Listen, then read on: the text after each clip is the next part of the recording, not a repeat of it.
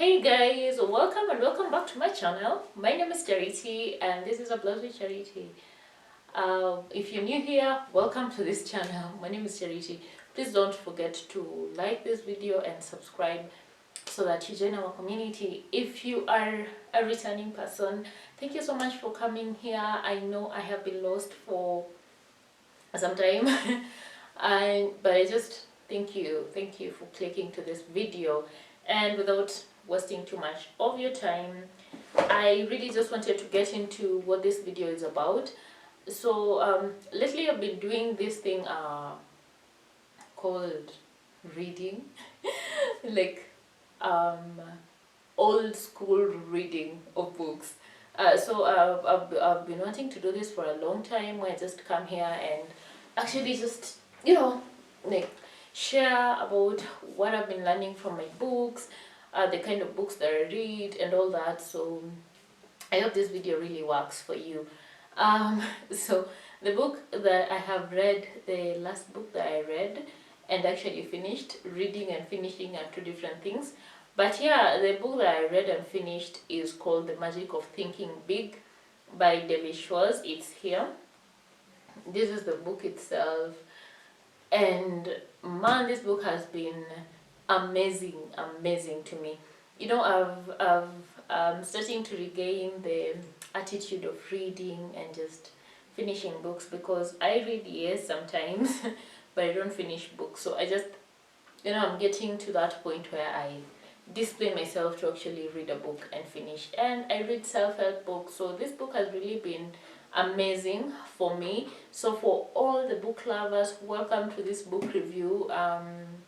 For those who do not love books, I'm not saying tune out. I'm just saying stay with me, let me help you read this book. I'm not saying you have to read it. I'm just saying let me help you read this book so that you can read it indirectly through this video.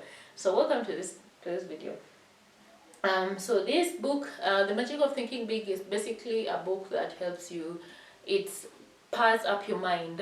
One thing this book has done for me, and thanks to David Schwartz, whoever he is that it's helped me think. I've learned how to think about myself. It helped me grow. My mind just widens and all. Okay, one thing that this book has really helped me to do is just to think and to just improve my thinking capability, to think about positive things. It's helped me a lot in terms of my mind and all that. So I love this book. Also, I'm just going to go through, I think, 5 things and some tips that I learned from this book. And the first thing that I actually learned from this book is that your mind actually works for you. Get this, your mind works for you. So if you tell your mind positive things, then your mind starts to work to create positivity in your life.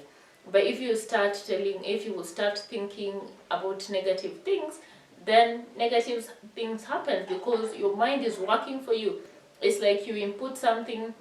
The way computers work, you input something, it gives you the thing you did, in programming and all that. And that is our mind. If you input positive things, then it gives you positivity.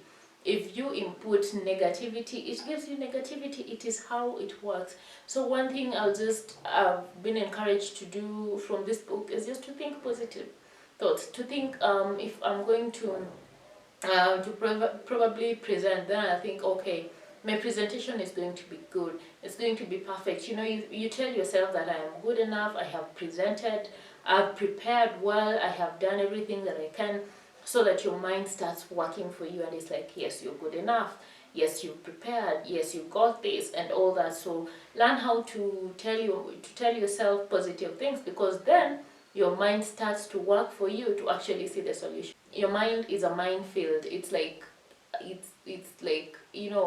a command. It waits for you to command it. Now this is what to do, and then it does. It obeys you. It's like your soldier. You tell it, think positivity, and then it thinks positive things. And then when you think negative, it thinks negative things. So just try that. Try and think positive things. And the second thing I've learned about through this book is just the importance of people. I know we all live in this generation that says, "Oh, you can do it alone" and all that, but the author of this book actually just emphasizes the fact that people are actually important, and just learn how to treat people well. Learn how to, he says, think right towards people. Think right towards people, because guys, even if we sang and we tweeted and we did all these things telling ourselves how we can do it on our own, the truth is we can't do it on our own.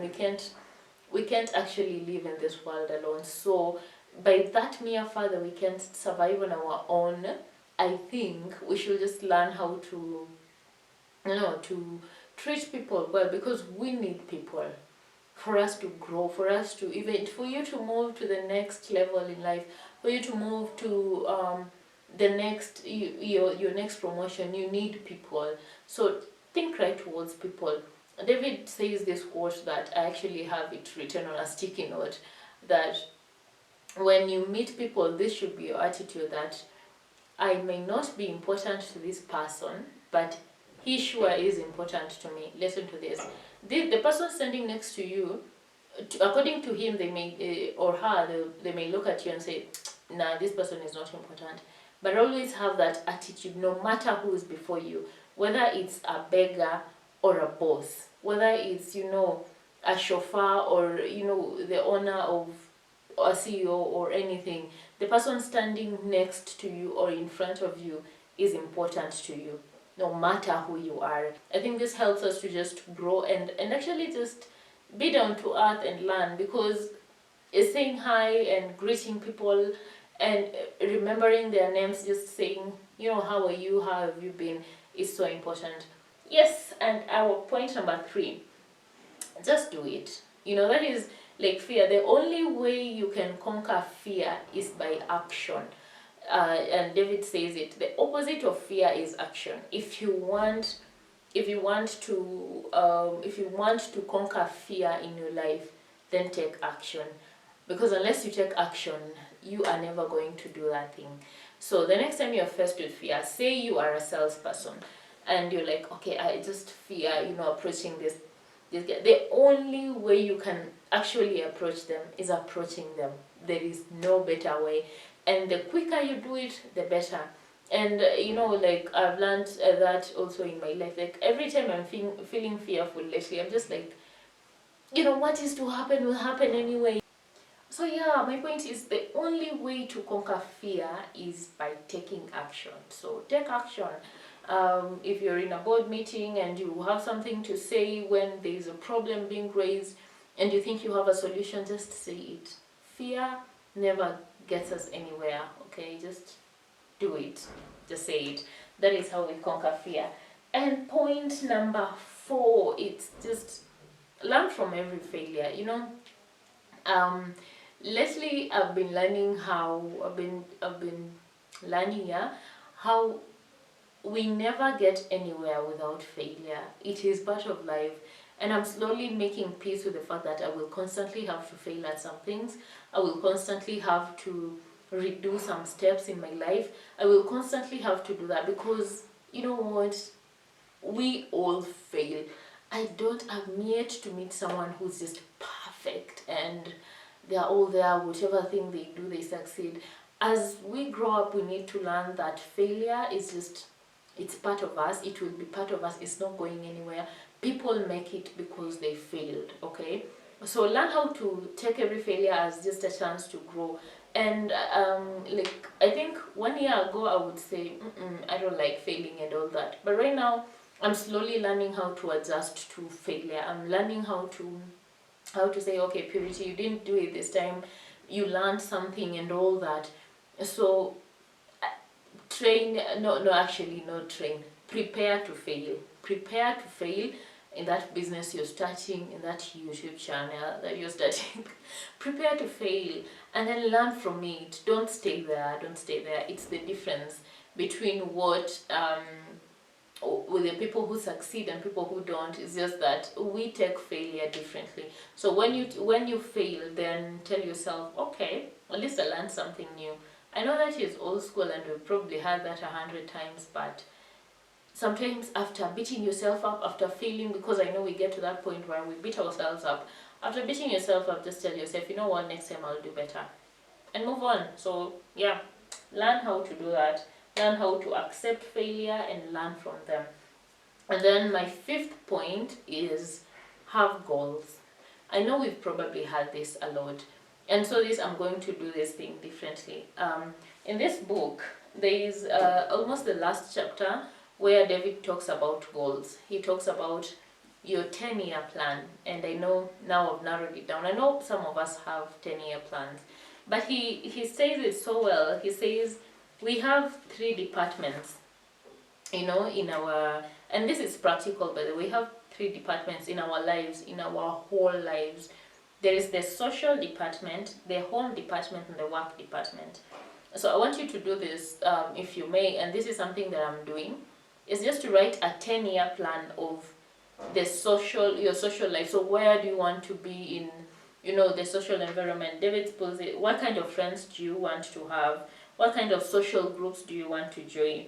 The community leadership positions that you would like to hold, worthwhile courses to do, and to champion or to lead, and all that. So in the social department, that is like in my 10-year plan, I would say I want to have friends who, we can all go to Diani or just decide to take a vacation. That is my 10-year plan. So in 10 years plan, where do I want to see myself? Which kind of friends do I want to have, and all that. So you write it down. This is actually so practical. I want to write. I'm writing it down. Okay, so how do I do that?